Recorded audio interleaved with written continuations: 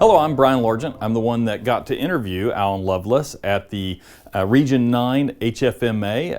That is the Hospital Financial Managers Association event in New Orleans in 2021. And I had a great time getting to do this interview. The reason I'm doing an intro, though, is just to let you know we had some problems with the technical difficulties with the Zoom call, not being able to get the audio back and forth. So you're going to see some of that in the video. I apologize for that. Working with the hotel staff, there was a lot of testing that was done, but even with the testing, you're always going to have technical difficulties on things like this. So I got to interview Alan Lovelace. He's the CFO of Stillwater Regional Hospital. Alan's hospital was hit with ransomware late last year, and it really did a lot of damage and impacted the organization a great deal. And he's very candid. He answers a lot of questions that people have about what a ransomware incident is actually like, how it goes down, how much it costs, how it impacts your insurance premiums and your insurance carriers. So it's a great video. I do realize it can be a little frustrating at times because of the technical difficulties, but if you bear with it, you're going to get a lot of good things out of this video. So I strongly encourage you to kind of sit through, get the most you can, and hopefully it looks like we're going to get another chance to recreate this video at a point in the future at maybe another conference with Alan's permission. So enjoy the video. If you have any questions, feel free to reach out to me, Brian Largent. I'm with the ArcLight Group here in Tulsa, Oklahoma. Would love to answer any questions you might have. Enjoy. So today with us is Brian Largent. Brian has more than 20 years of progressive corporate IT experience. He's worked in every IT technical level, from IT manager, infrastructure architect, system engineer, as well as help desk support. Brian's diverse business and IT experience spans many diverse environments, such as medical, energy manufacturing, import-export, and several 501c3 nonprofit organizations. He has a thorough understanding of the healthcare industries, strict policies, and mandated technology guidelines required in this digital age. Brian and the ArcLight IT team take pride in helping healthcare providers meet Hipaa, high-tech, and compliance standards. Brian has a passion for teaching and going the extra mile to provide IT education. Brian's co-presenter today is Alan Lovelace. Alan is a person that I know very well because I work with him, I report to him, and his experience in healthcare is, I think you'll learn a lot from him. He has both profit and non-for-profit experience as a CFO in healthcare. Alan came to Stillwater Medical 12 years ago, just 2 months after I came. So we have been through a lot together. I respect this man immensely. He's a forward-thinking CFO that promotes do the right thing and the money will come. And that's what I have the privilege of working with every day. So Alan's going to be joining us virtually today. So we'll have Brian here and Alan on the virtual sector. So I will turn it over to you, Brian. Thank you. All right, there's Alan. All right, can you hear me okay? All right. If you're in the audience today, this is kind of a special treat. You may not realize this, but there's very, very few to almost no C-level executives that are willing to talk about ransomware once their organization's been hit.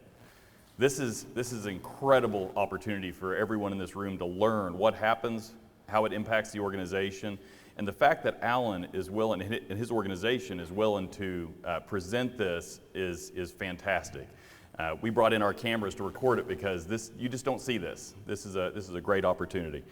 And I think it's very courageous of Alan and his team to open themselves up like this as well. So Alan, if you don't mind, start off by kind of just explaining what you guys do, and not what you guys do, but how everything went down from beginning to end, and we'll go from there.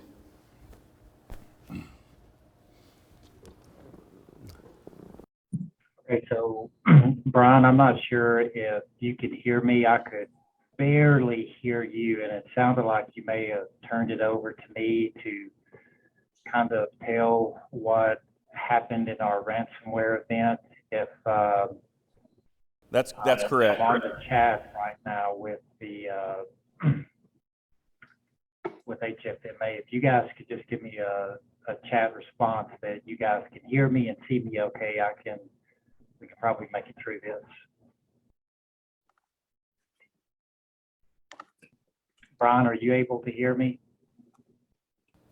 Yes, can you hear me now? Okay. I can still barely hear you, but let me kind of walk you guys. First of all, tell you a little bit about Stillwater Medical Center. We're 117, or licensed for 117 beds, and we have about 1,600 employees. Our net revenue size is 300 million, and have two other hospitals located in different cities in Oklahoma. And from an IT perspective, we have about 3,100 endpoints. We have approximately 40 employees in our IT department and about 1,600 employees at Stillwater Medical Center. We have a little over 700 servers. Most of those servers are virtual. And I guess just kind of to kick this off and talking about our pre-ransomware environment, my CIO and I, we often had conversations in our meetings about ransomware events. And really for 3 or 4 years, we would talk at least a couple of times every 2 or 3 months about our readiness. You know, do we have all the latest things in place, and will we be able to withstand an attack if it will happen? And we knew it would eventually happen. And so that just kind of sets the table for where we were before the event. Spent about $350,000 annually on our security. Had lots of things in place. And in fact, the IT department and my CIO told me continuously, hey, don't worry about this, because if ransomware does happen to get into our system, our backups are solid. There's no way that they can get to our backups, because what they told me was that there was air between our backups. And what that means is that our backups was not on our internal environment. It was on its own internal environment. So I guess that's why I was able to sleep well each night, because in my non-IT mind, I thought that, well, that's pretty good. You know, it's going to be hard to get to our backup if it's not even on our main system. So with that in mind, let me roll back the clock to June the 10th. And the ransomware event actually happened on June the 13th, but through reconnaissance and forensic studies that we had done by vendors, I'll do my best to tell you what happened the 3 or 4 days preceding to the actual discovery of the ransomware. So it was June the 10th, and that was a Thursday. And I'll refer to these guys as threat actors. The ransomware people are the bad guys. And it was at 11:50 p.m. when they entered our system through a compromised account from a vendor. So we had always thought that if we ever did get hit with ransomware, that it would probably come into our system through one of our 1,600 employees clicking on a link on an email, and that's how it would get in, and it would bypass our antivirus and then spread laterally throughout our system. We never envisioned that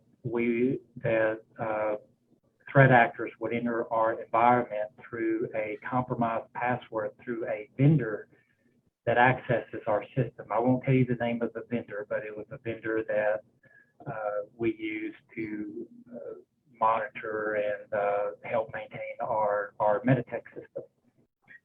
And this particular vendor had been compromised, from the best that we could tell, about 2 years earlier. And so this password was out there for a couple of years, and I guess the threat actors, they had a listing of the businesses that this particular vendor did business with, and I assume they eventually got around to us. And so that's how they got into our system. And once they got into our system, what they did was they started figuring out our network.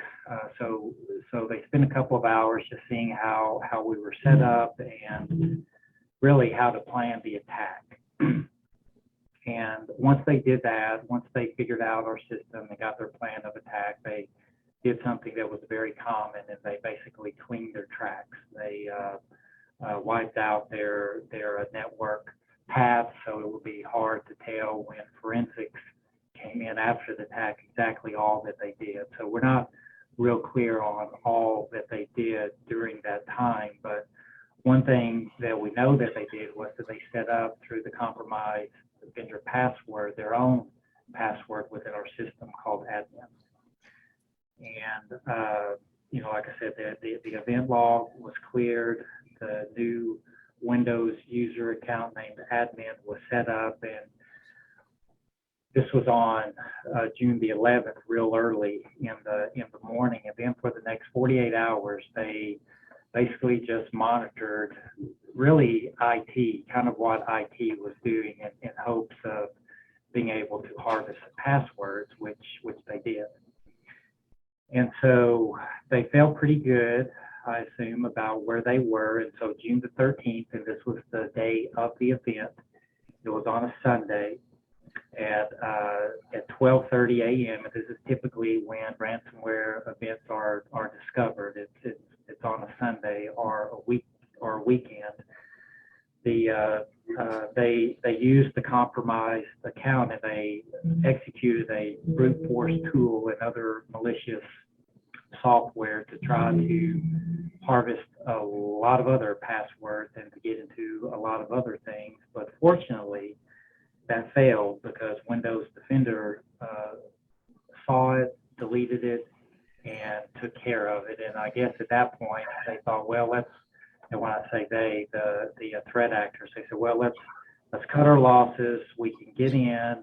We know what we got. Let's cause as much damage as we can. And so that's when they executed what we later found out was the dot waiting ransomware. And so you can Google that. It's out on the internet. It's just Google dot waiting ransomware, and you'll see some activity on that. And so once they initiated that ransomware, it spread laterally throughout our system, and they were able, through that admin password, to turn off our antivirus software, which allowed it to spread laterally throughout our system. We used Sophos. That was our antivirus. And so sometime that night, or real early in the morning on June the 13th, the virus with a turned off antivirus began to spread through our system. At approximately 10:15 on that Sunday morning, one of the pharmacy techs opened a routine file that they do to conduct business, and that's when the ransom note was revealed. And if you want to see what that ransom note looks like, just again, Google dot waiting ransomware, and you'll be able to see what that looks like. And it looked exactly like that on our system. And so fortunately, the pharmacy tech immediately called our IT department, and our IT department was immediately on the scene, and they determined that we needed to shut down the system. And I was contacted, and basically the next, well, I would say even to today, operations have not been the same here at Stillwater Medical Center. But before we get to that, just a little bit more on the rest of the day. We contacted local law enforcement officials. We contacted the FBI, which, no disrespect to them, but that produced no results. The most results that we got was when I contacted our insurance company, our cyber insurance company, and they had actually I didn't contact them. I contacted our insurance broker, and they gave me a 24-hour hotline to our cyber carrier, which the name of them was Everest. And so they immediately contacted me with their attorneys, Baker Hostel, and we immediately began to put things in place to recover from this. And it was very interesting that the attorneys basically said, "Hey, we're playing quarterback from here. That we're gonna keep you guys aware of what's going on and you involved in decision making. But from here on out, we're the quarterbacks." And I guess looking back, that makes sense because we had a $50,000 deductible on our policy with a $3 million spec, so we had $3 million worth of coverage, and so they were working on behalf. Those attorneys were working on behalf of our insurance company, Everest. So they want to make sure that they were doing them a proper job. So when our systems were shut down, obviously we went into downtime procedures. The systems were totally shut down for, I believe, 5 days. So we were doing things on paper for 5 days, and for a $300 million net revenue shop, that was a lot of business and a lot of things to be doing on paper. And I don't want you to think that after those 5 days we brought everything back up and everything was running smoothly, because that wasn't the case. We slowly brought back things day after day. It's like a snail crawling as different systems came back up, and just very intimidating, very infuriating for our physicians, for our staff, just for really everybody involved in this whole process. But the virus affected 115 of our 700 servers. Fortunately, for the fast action of the pharmacy tech and notifying our IT department, and also for our IT department taking the proper action of shutting down our system.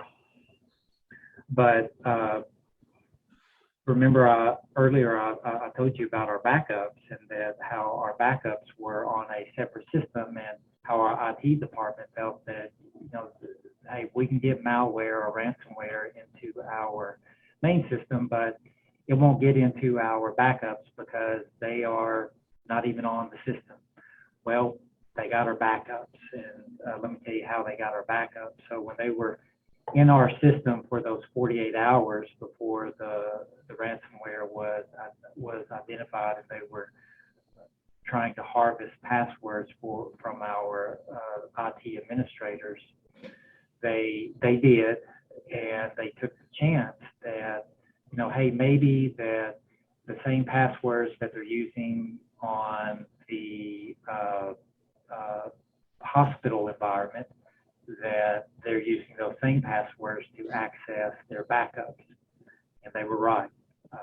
Our IT administrators were using those same passwords, and so that's how they were able to get into our backups and corrupt our backups. And once they corrupted our backups, we were dead in the water. And at that point, we knew that we were had. There was no turning back. The systems were corrupted. They corrupted major systems, and we had to have those back, or basically it would be like starting over and losing decades worth of data. So, from a revenue cycle perspective, you guys can understand how devastating that has been for us. We are still recovering from it 5 months later. Days in AR are still elevated. Days cash on hand have not recovered. Discharge not final bill still very high. We have accounts today when they hit billed AR, they're landing in the 120-day, 90-day buckets. We currently have a forensic accountant engaged, because our policy did have business interruption coverage, and so they have been working with us to help determine how much that is, and that is yet to be determined. And I'm very doubtful that we're going to get anything on that. But it has been an experience to say the least. So, Brian, I'm going to stop there, and I know you guys can hear me loud and clear, but when you were talking, I could barely hear you, but I'm going to pause and see if there are any questions. Alan, can you hear me now? Can you hear me better now, Alan? I think I've got my microphone maybe a little too low. Can you hear me okay? Okay, yes, that's Okay. better. All right. Well, I'm just going to have to lean over a whole lot. So Alan, you said that you're trying to figure out the overall financial impact to your organization. You had a $3 million policy, $50,000 deductible. What percentage or how much of that $3 million policy do you know now? How much of that had to be used to protect your organization to help you recover? Brian, I'm sorry, I could not hear that. There's like echoes when you talk, and I cannot make out what your question was. I apologize. All right. Can you hear me better now? I could hear that, but keep on talking. Okay. So from you have a $50,000 deductible, a $3 million policy. Do you know what percentage of the insurance was actually utilized to help you cover some of your costs? Okay. Yeah, I think I caught most of that. So yes. So the total cost to obviously Stillwater Medical Center was $50,000, but the total cost to the insurance ended up being a little over $500,000. And so let me tell you a little bit about that. So we had a vendor engaged called Coveware, and Coveware was brought to us through the attorney, and their role in this, they were the negotiators. So they dealt with the threat actor post the event to figure out the price. So the starting out price was $4.5 million. Their communication with us was that they wanted 1 Bitcoin for every server. And there were 115 servers that were impacted, and Bitcoins were selling for, at that time, I think, $32,000. So if my math was right on that, about $4.5 million was the initial asking price. And so that's where we started. And so from there, for about the next week, there were email communications with the threat actor from the third-party negotiator Coveware, negotiating the price. And I was privy to see these emails and see the communication that was going on. And one of the things that I guess stuck out to me was that how professional these people were. They even told our third-party negotiators that, when it comes time to make the transaction, that we want to be paid in Bitcoins. And if you don't know how to convert U.S. currency into Bitcoin, we have a help desk that we can get you in contact with that can show you how to do that conversion. But the negotiation was very professional. It was really a give and take, really like negotiations that probably all CFOs and people have been involved in. There's just a back and forth. And so one of the things that Coveware asked of Stillwater Medical Center, they said, okay, out of the, we have them down to $600,000 for the 115 servers, and to get them down to 600,000 was very difficult. The Coveware even had to lie to them, which that doesn't bother me too much now, but they told them that, hey, we have tape backups, which we didn't, but they were just using that as a negotiating tool. We have tape backups that we can restore our system from, but it would take us months to do that, and we don't want to do that. So let's just settle. My client's willing to settle on a price, but it has to be reasonable. And so 600,000 was deemed the reasonable amount for the 115 servers for the decryption keys for the 115 servers. And so Cobler then asked us, hey, do you need all of these? I mean, are there some servers that you can live without? And there were. We determined that out of the 115, there were only 45 that were mission critical that we needed back. And so the negotiators used that to our advantage to get the price down to $320,000, which is eventually what we ended up paying to get the 45 servers back. But I can tell you at one point to get down to that $320,000, the threat actors were basically said or wrote in their email that their boss said that, you know, 320 is the final price. We have lots of other clients to deal with, you know, and we're either going to do business with you or not and move on and work with our other clients. And by their other clients, I presume they mean other clients who were in the same situation Stillwater Medical Center was in right now. But one of the things that Cobware had an advantage on was that they had dealt with this particular ransomware group 13 previous times. So they had experience with them, and they knew that they would negotiate, and they knew how far to test them and push them before they would walk away. And they felt that the $320,000 price tag was enough. And they even got them to give us their word, if and I say that with a smile on my face, just knowing the business that they're in, that they would not re-extort us, because it's common practice when you pay the ransomware that they don't give you any of the encryption keys, or they just give you some of them and say pay more to get the rest of them. Fortunately, they didn't do that. We got all of the 45.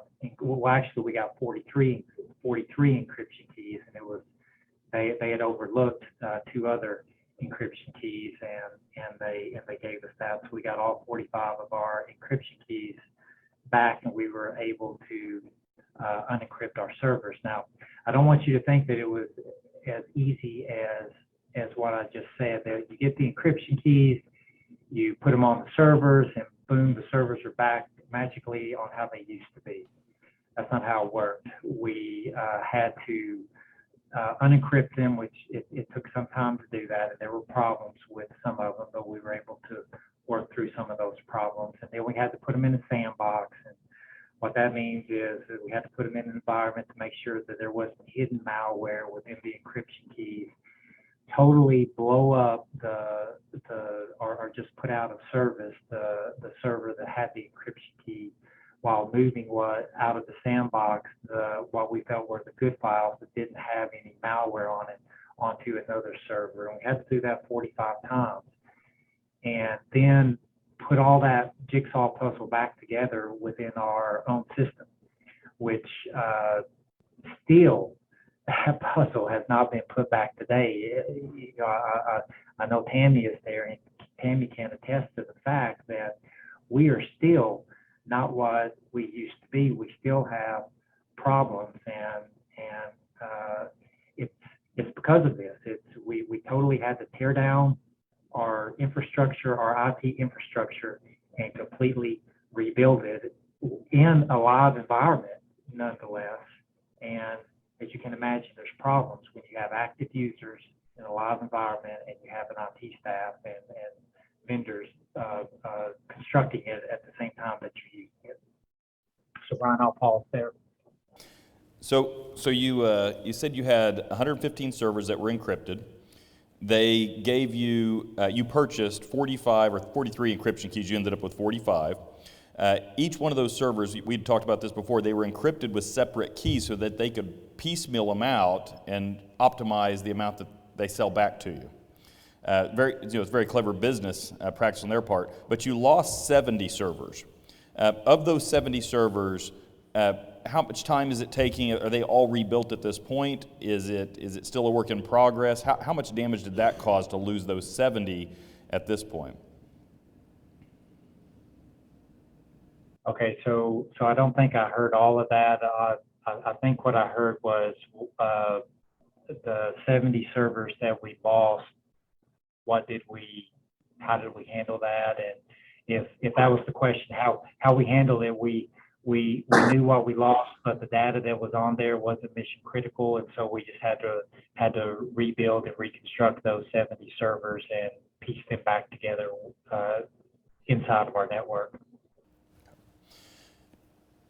So, let's see, we've got some questions here.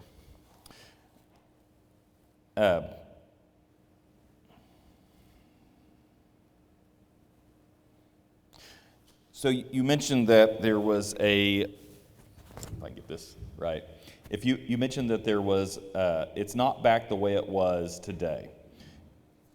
On your servers, your infrastructure that was damaged, I'm assuming that there is a lot of fear about they were embedded in your system still.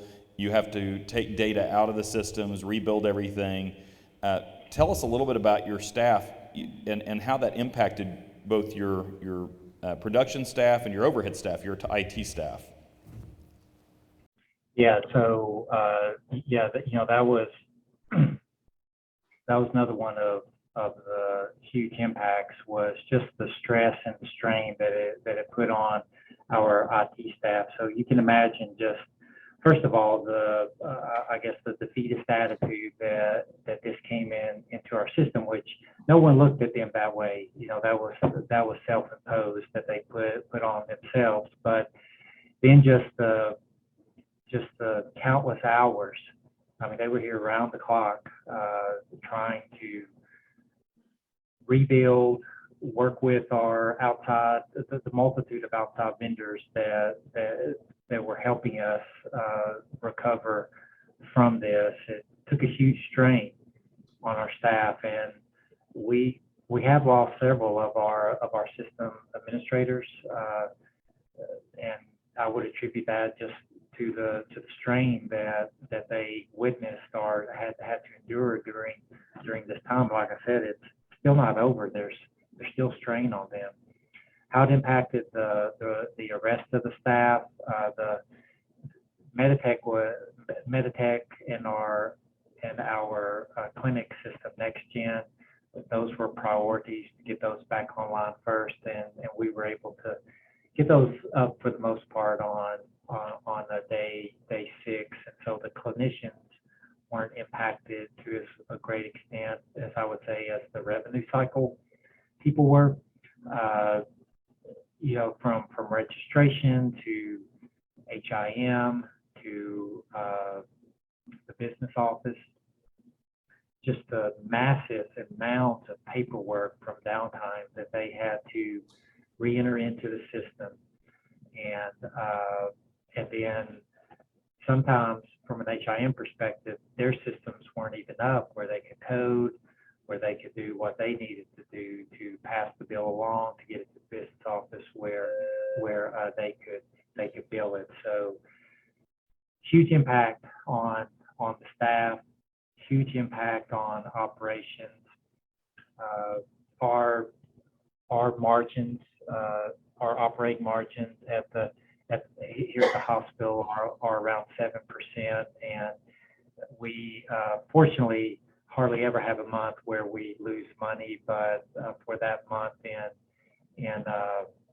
June, we recorded a net operating loss of a little bit over $1 million, which was huge for us because, from my perspective as the CFO, I had no eyes to see what volume was, because those systems were down, and I didn't want to overestimate and have to make a big adjustment in future months. And so we just went with what we knew, didn't make any assumptions, and booked a over $1 million loss for the month of June. So that had an impact on me too, because I don't like to see those red numbers. And obviously, when you report to the board, lots of questions from that standpoint. So had a huge bearing on my I guess personal well-being as well, from a mental standpoint.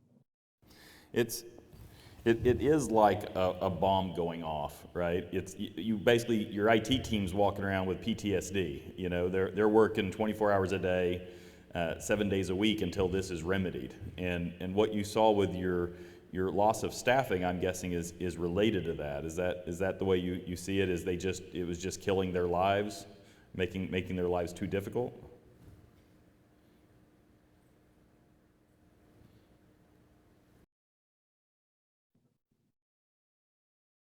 Yeah, Brian, I didn't hear that. I didn't know if you were making a comment or if that was a question. I'm sorry. I'm having a really hard time hearing you. I'm sorry, Alan. Let me try again.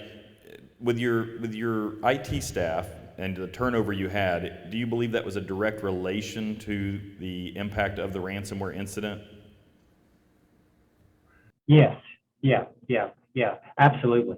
Absolutely. I believe it was a direct result of that. No question about it. Are you now that you've had some turnover, you probably have an incredibly high demand for IT. Are you finding it difficult to replace those employees? Yeah, not really. As all of us know, the job market's a little tight right now from an employer standpoint. It's hard to find employees. So no, working shorthanded. It's a tough place to be. Tell me about initiatives that your hospital had that had to be put on hold because of this. How far behind are you on the other initiatives you had in the organization? Okay, I didn't hear any of that question. Um, I'm assuming your hospital had other initiatives, other projects that were going on that got put on hold. Can you tell us about the impact to those? Yeah. So for the most part, you combine that with the pandemic and then this ransomware event and your strategic plan and some of your top initiatives just kind of go out the window. And so from from an operating standpoint, yeah, this has probably put us a year behind on what we wanted, the goals and objectives that we have for our hospital. In fact, we have a system that's called Leadership Evaluation Manager, where we give goals to all of our department directors and frontline managers, and each director has about between 3 to 4 goals and a couple of common goals. They're spread throughout them, so about 6 goals. And we had told them after this that, hey, we're just going to put those goals on hold for now until we can, until the waters calm a little bit. And of course they didn't, because we had a surge just about the time or a few months after that or with COVID, and so that didn't help our situation out any. But I guess the short answer to your question is yes, definitely delayed strategic objectives that we had for our hospital. Okay. Tell me, what is the difference between what you thought of ransomware before it happened to today after it's happened? What is the biggest takeaway from going through it firsthand? Well, I guess the biggest takeaway was that I didn't know the impact that it would have. That was the biggest thing. I knew it was bad. I'd read about hospitals that had it, but never to the detail that I'm telling you about how it affected us. So I guess from my standpoint, I kind of thought that we would buy the encryption keys and then life would return to normal. And that could not be anything further from the truth. So that was the biggest thing, and having multiple server backups, I guess, is the second biggest thing. don't just have one, don't just have two, maybe have three, and that's what we have now. We have three backups. We have some in the cloud, we have some off-site. The one that we have on-site, you actually have to be physically in that room to initiate the backup or to even get access to that particular backup file. So I would say those are the two biggest things right there. Don't let them get to your backups, and just I think you described it well. It's like a bomb exploding in your organization, and then it's not like you get to go out and build a brand new building. You gotta clean up the bomb and then fix all the walls and all the fragments and everything else that the bomb destroyed, while you're still trying to conduct business in that same building. I want to talk a little bit more about the financial impact again. You said you had a $3 million policy, $50,000 deductible, but you said they've only really paid out about $500,000 out of that policy. And when I talk to hospitals, a lot of them will say, I've got a $2 million policy, that should cover anything if we get ransomware. And oftentimes they'll use that as a decision-making tool for what to buy for security. How does your organization look at that today versus prior to ransomware? Okay, I didn't hear that clearly, so I'm going to answer kind of what I thought you asked. So first of all, the Everest, it's insurance policy renewal time, and Everest has declined coverage for us. So we expect a large policy increase anyway. But like I mentioned, we spent pre-ransomware about $350,000 a year on what we could deem as security for our system. So post-ransomware event, we're up to almost $1 billion now that we're spending on security. So you can see that we have more than doubled our efforts in securing our environment from this happening again. And we really think that because ransomware is so prevalent now, and you read about it so much, that for hospitals to get insurance, that they're going to have some of these systems online and paying for it before they'll even cover them. So yeah, we're spending a lot more money on this, and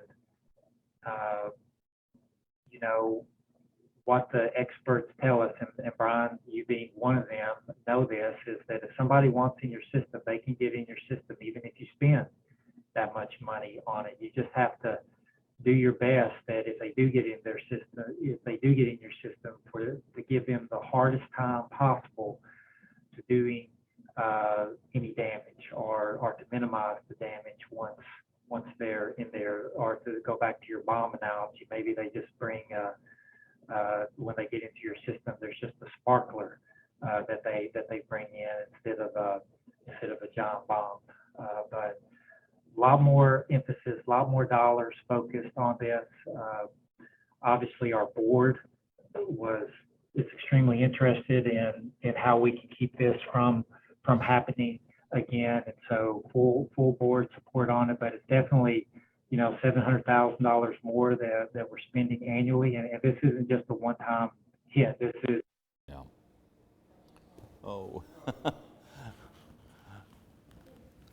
Let's see. Hopefully Alan will come back here in just a second. But just to put in perspective what Alan said, $700,000, he had about a $350,000 spend before, I believe. So he's spending basically 3 times as much on his cybersecurity today. One of the questions I want to ask Alan, if we do get him back, is what was he spending on his insurance premium during that time? If we get Alan back. Okay, so I talk to, we do IT consulting, and I talk to a lot of hospitals, and the argument that we hear a lot of the times is, I spend $15,000 a year on my cyber liability insurance, And that is a $2 million policy, let's say. But if you're going to charge me $200,000 a year for security, well, I'm going to lean on my cyber liability policy instead of paying for cybersecurity. And one of the big takeaways that I hope everyone in this room takes away from this is your insurance is not a silver bullet. When this stuff happens, it is far more expensive than what your insurance will pay, and it's far more reaching than what your insurance is going to cover, and it doesn't end once you buy the keys or you pay the ransom. It goes on and on and on, and it's a nightmare that doesn't end for a very long time. And the worst thing about this is right now they did a polling of about 1,200 organizations that were hit with ransomware, and the stat right now is 80% of them get hit a second time. That's not a good stat. So Alan, hearing what Stillwater's doing, Alan's back. Hearing what Stillwater's doing is exciting to hear, because they didn't just get hit and then say, okay, we paid the ransom, we decrypted our data, we're back in business. They started to invest the money and putting even more into their security. And Alan and I have talked about the security at Stillwater, and it's actually, they had pretty good security in their systems. I mean, I would say they were one of the top organizations I've ever talked to that had really good security in their systems, but they still got hit. So, we lost Alan again. He's just on the other side messing with me is what he's doing. Well, all of them should. I couldn't tell you the stats on how many actually do. But the amount of coverage it's almost immaterial. As you can hear, Stillwater Regional, the insurance, they had $3 million policy, it paid $500,000, but they lost 10% revenue. They're a $300 million company. I mean, you can do the math pretty quick. The insurance didn't do anything compared to what the actual damage was. So Alan, we got you back? Yeah, can you hear me? Yep, thought a tornado got you there in Oklahoma. Well, no, I was talking so long that I forgot to move my mouse and my system timed out. One of the security features we put in. That's that screen lock timer, right? That's a Hipaa. Yeah. All right. So Alan, just, do you happen to have the numbers of how much you've spent on your cyber liability policy previously for your $3 million policy? Is that something that you can share? Yeah, our current cyber policy that we're under right now through the end of the year, $30,000. But and it's out to bid right now. We have brokers that are handling it, but I'm going to be very interested to see what that increases to. It wouldn't surprise me if it goes up to hundreds of thousands of dollars. Well, and that's, while you were gone, that's one of the things I was talking about, is just for people to be very cautious about looking at their cyber liability policy as the silver bullet for their cybersecurity, because the numbers don't add up. You spent $30,000 on your cyber liability policy, you spent $350,000 or so on your cybersecurity in a year, and now you're spending $1 million on cybersecurity, and you're going to spend several $100,000 after the incident on your cyber liability policy. Yep. So what are some, is there any other organizational changes that came about after the incident that kind of stick in your mind? Well, so I guess from an incident response, from an IT perspective, incident response to emergencies, we realized that our policies were not up to date, particularly in who do you contact, what do you do? So I told you earlier on that we called the FBI, which was, again, no disrespect, but they did absolutely nothing.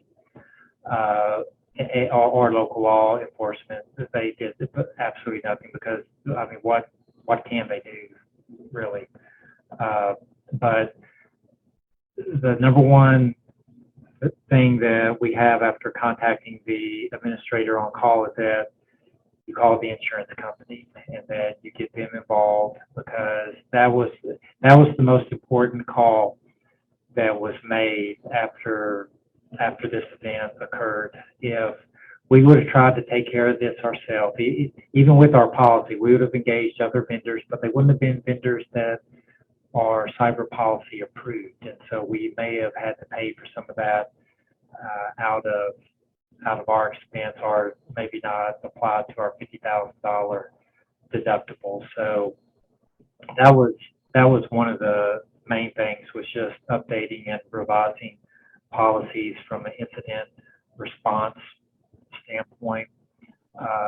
It is a lot harder now, I guess, from an individual user standpoint to log into our system. It takes longer. We a lot of times would let our doctors kind of dictate, I guess, the ease of getting into our system, and obviously they want it as easy as possible and with the fewest amount of keystrokes to get into our system. But we have a big why that we can tell them now on why their password changes, why the password has to be more than 8 characters long, and why the password has to have multiple characters in it, why we need to change it every 3 months, and why our systems take about 3 or 4 minutes longer to get into, and they're all fine with that. So I guess from an everyday standpoint, that was the biggest difference that people see, is that our security is a lot tighter on getting into our system. So you mentioned multi-factor authentication.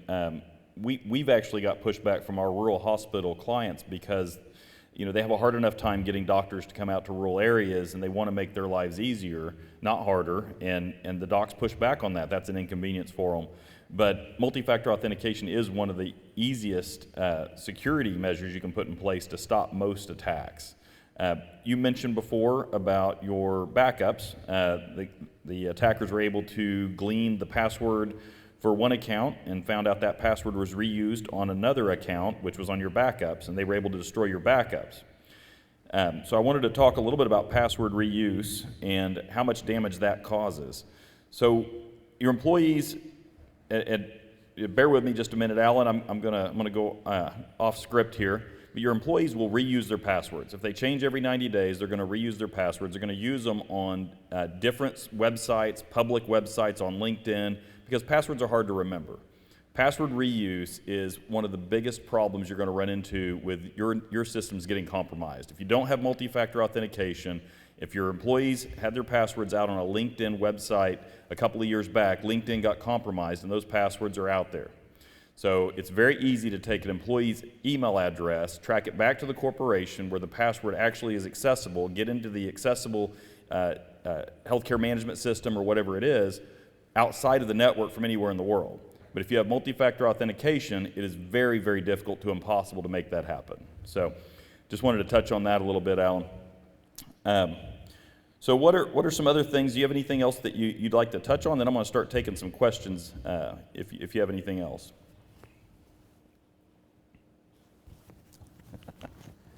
Alan, did you have anything else that you wanted to say before we take some questions? Oh, I'm sorry, Brian. I thought you said we were about to take some questions. No, I think that's a pretty good overview of what happened here. Okay. Do we have any other questions? Anyone would like to step up? Go right ahead. Good afternoon, Alan, or maybe Tammy, you could speak to it perhaps. I'm just curious to know what the impact on your patients or consumers might have been going through all of these changes and everything you went through. What was the impact to the patients? Okay. Alan, the question we have is, what is the impact to your patients? The impact to our patients. So fortunately, we didn't have to go on divert for a long period of time on the day of the event, but we did have to go on divert for, I think, about 4 hours. It could have been really bad, but our clinical staff knew how to do the downtime procedures, and we had no adverse outcomes for any of our patients. Fortunately, it happened on a Sunday, and so there were no scheduled surgeries, no surgeries happening during that time. So from a patient standpoint, I would say it was just inconvenience over the next probably 7 to 10 days. As they would come to our hospital, they would have to wait longer, and while our registration clerks hand wrote the information as opposed to being put it into the system, hard to pre-register people, and so that was the biggest impact, just the frustration standpoint over the next several days for our patients having to wait longer. The only thing I have to add to that is that when you want to know how close of a team you have when something like this happens, one example of why our patients weren't impacted is when people pulled together, even right down to the radiologists who are not employed by us, but who work in our facility. They work 24 hours around the clock, took off, the three of them rotated to make sure that there was nothing. Because you don't have a PAC system, you don't have anything, you just have people running paper and you have these results. They round the clock to make sure that there was no impact to patient care coming from that ER. Here we are in the middle of, COVID patients as well. I do want to add one other thing from my previous discussions with Alan is I believe your medical record system wasn't hit, although you did have to turn it off, I think, during that time. Okay. And so to put that in perspective, they didn't lose their medical record system, although it was down for a period of time. If you lost your medical record system, I think you'd be impacted considerably more even than you guys were. It would have been another server you'd have to buy back, and it'd have been nightmarish. So, all right, more questions?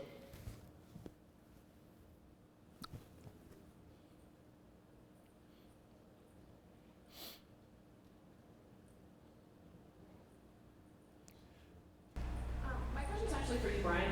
You mentioned one of the concerns that hospitals often have with multi-factor authentication is the inconvenience of it. Do you recommend tools like password managers or Authenticator apps, or what are some of the tools that you're recommending to make that easier but still secure? Absolutely. So the question was, do I recommend tools to make multi-factor authentication easier? And yes, there's several tools for that. So the first tool that we like to roll out to doctors, because doctors are the people we're probably talking about here 99% of the time, is one called a YubiKey. So if you're running a multi-factor authentication, the main goal of multi-factor authentication is to prevent attackers outside your organization from gaining access. That's the number one goal of it.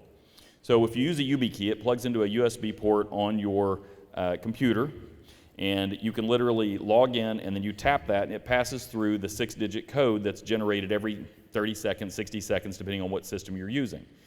That alone, that physical touch, means that you have to be physically present to get access to that system.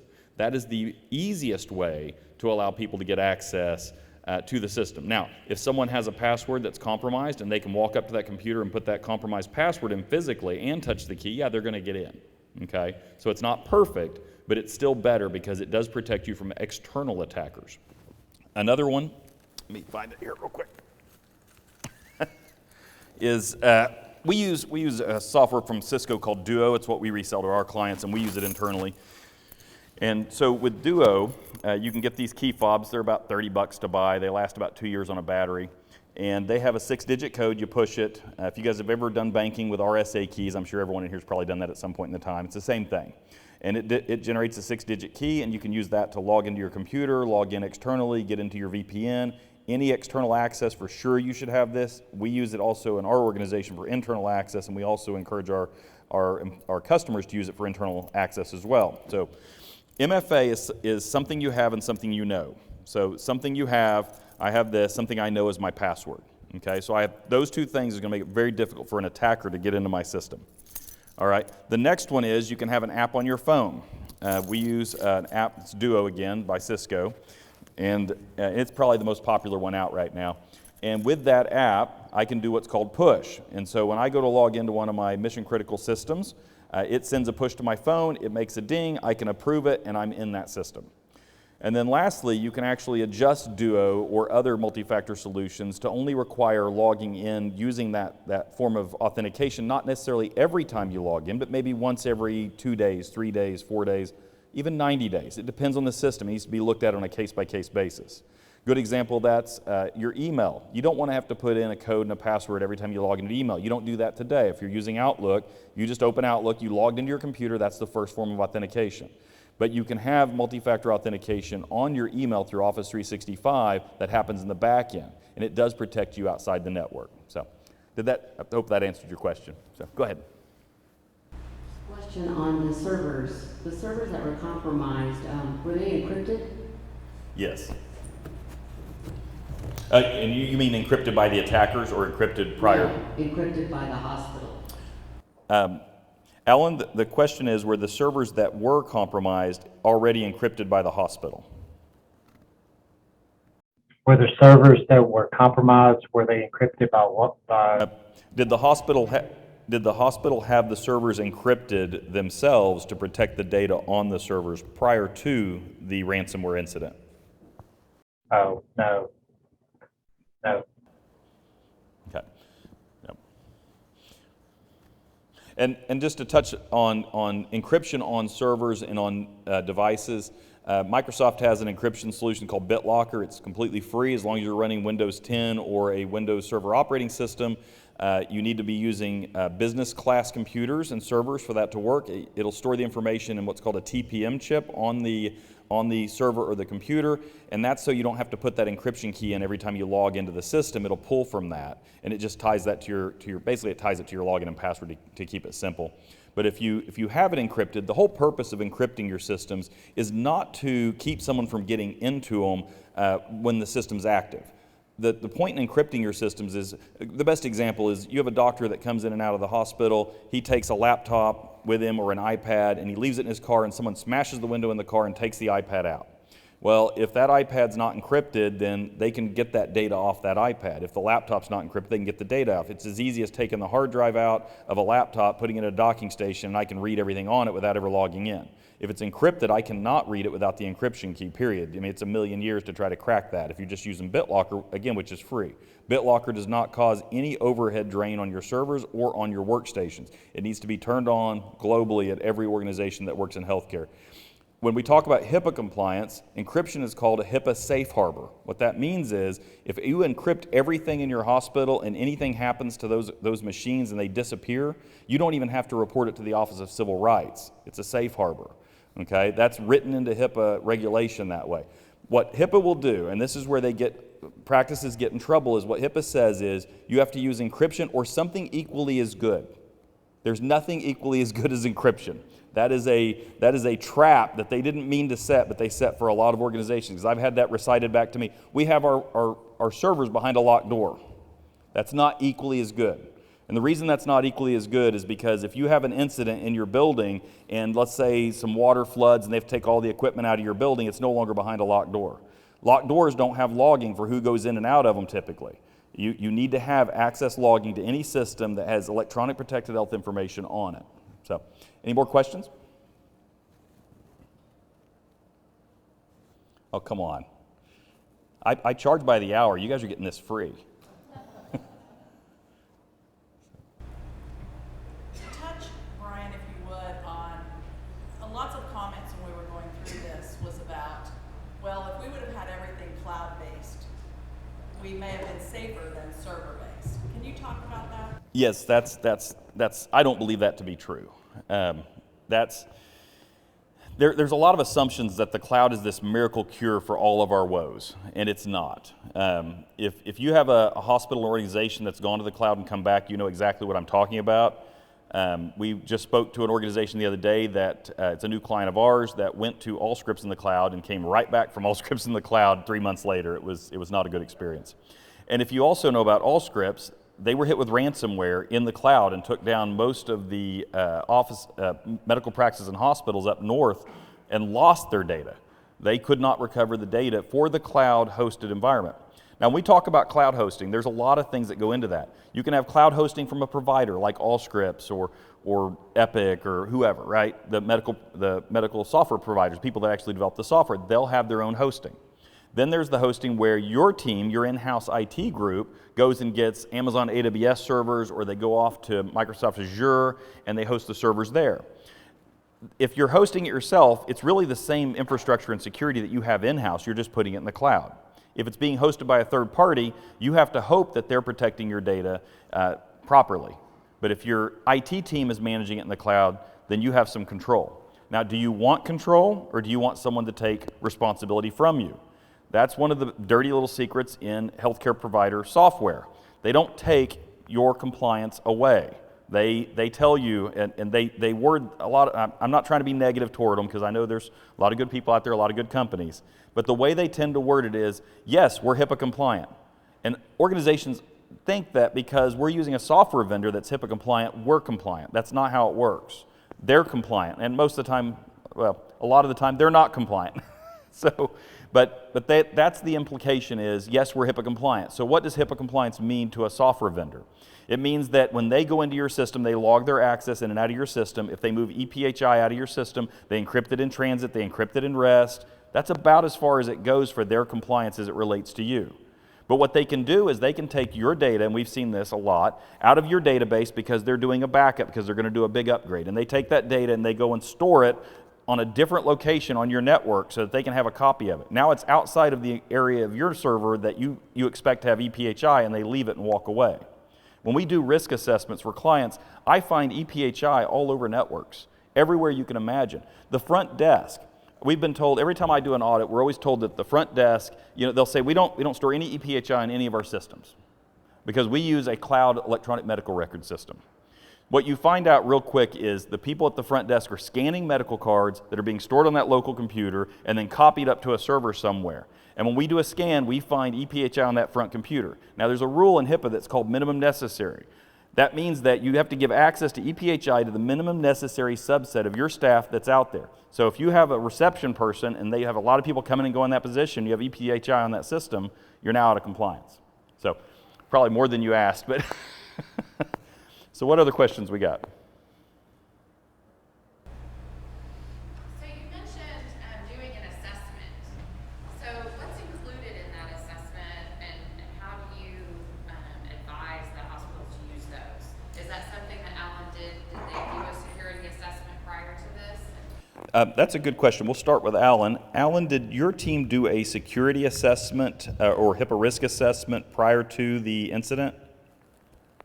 Yes, we do those annually. That was part of our security review. We did penetration testing where we had outside vendors to come in and actually test to see if they could get into our system, break our firewall, penetrate it. And so yes, from that standpoint, we did have annual testing for that. But what, like I mentioned, what made this unique was that there was a compromised password that was out there, and that's how they got into our system. So it wasn't through a traditional way that you would think that somebody would get through. You never would think that a vendor that you're dealing with, that you give access to your system.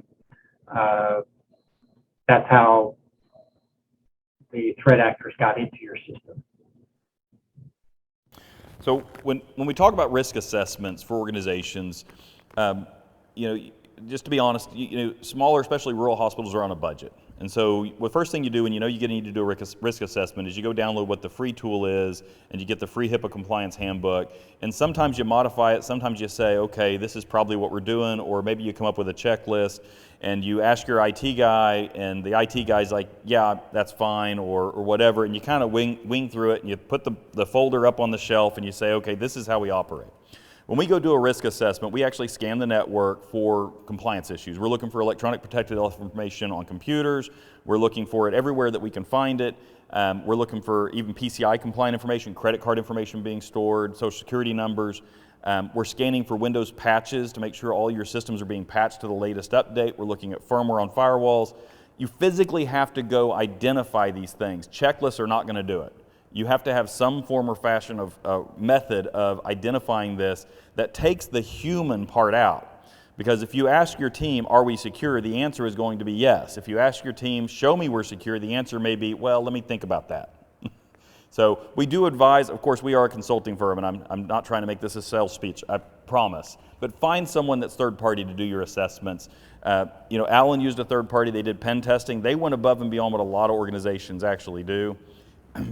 In their situation, it's a little different animal than the way, and Alan mentioned this, it's a little different animal than the way most organizations get compromised. Most organizations get compromised through an email. It's through an attachment or a link that opens something up, lets someone into your network. One of the ongoing things right now that's happening is IT companies like mine, we'll publish a list of all of our employees on our website, and then we'll have testimonials of our clients. We don't do that anymore. And the reason we don't do that is because the attackers go to our website, find my client, find my employees, then call my client and say, hey, this is Joe with the ArcLight Group. I need to get access to your computer. Can you go to this website? And our clients are just like, sure, great. I mean, I know Joe, So you got to be really careful about how you do that kind of stuff. So, other questions? I've got a question. I one time had the privilege of being able to visit South Korea's Nerve Center for their cyber control on their healthcare payment system. It's a centralized governmental system, and they get 3,000 hacker attacks a day. They're able to block them all, and within minutes they can trace them down to the originating IP address. How come we can't do that if they can? And secondly, when this money eventually reaches the people who want it, sooner or later it's going to filter out into some form of a tangible purchase or transfer to a bank account that has to have a name on it. How come we're not able to trace this down and recover any of this money? The second part of the question is because it's Bitcoin. It's a independent currency, not managed or controlled by any governmental organization anywhere. And a lot of countries are trying to come together to stop it or to change it or regulate it. I don't know the whole political spectrum of why they can't do that or what all the issues are on that. But suffice it to say, it's a completely independent payment method that is completely anonymous. So very difficult to do anything with it other than simply ban it or block it completely. On your first question, when it comes to the United States being able to block these attacks, it kind of does get into a political spectrum, right? It's ideology driven. So the United States is, in my opinion, it's a free and fair economy where organizations are allowed to create their own cybersecurity. I think what you end up getting into is an overarching government that would have to control that, and everyone would have to submit to that government, and you would have taxes to pay for it. And I don't think that's really popular in the United States as an overall strategy, and I think it's going to be hard to push that through. That being said, we do have the NIST, the National Institute for Standards and Technology. We do have a lot of these things coming out by the government that's trying to push cybersecurity. And honestly, if we all follow those blueprints they're putting out, we would not have as many attacks today as they're going to say things like multi-factor authentication, log aggregation, endpoint detection and response. There's all these solutions that they're advising everyone get. But at the same time, if you follow NIST today, it's going to make you a lot less competitive because the cost to do everything that they advise can put you out of the market. And it's a delicate balance. It's a delicate balance between the cost you're willing to spend on cybersecurity, the value you're going to get from it, and your recoverability is another option. Because if you can be recoverable and you get ransomware, it's not as big of an impact as if you can't be. So you got to play this delicate game. So, Brian, do you or Alan have any final words? We've reached the end of our time. I told you you'd have to stop me. I don't have any more. Alan, do you have anything you'd like to throw out there? I've been just answering questions and putting you on hold. No, I have nothing else. Okay, awesome. Thank you, Alan, for taking part in this. I really appreciate it. It's been great.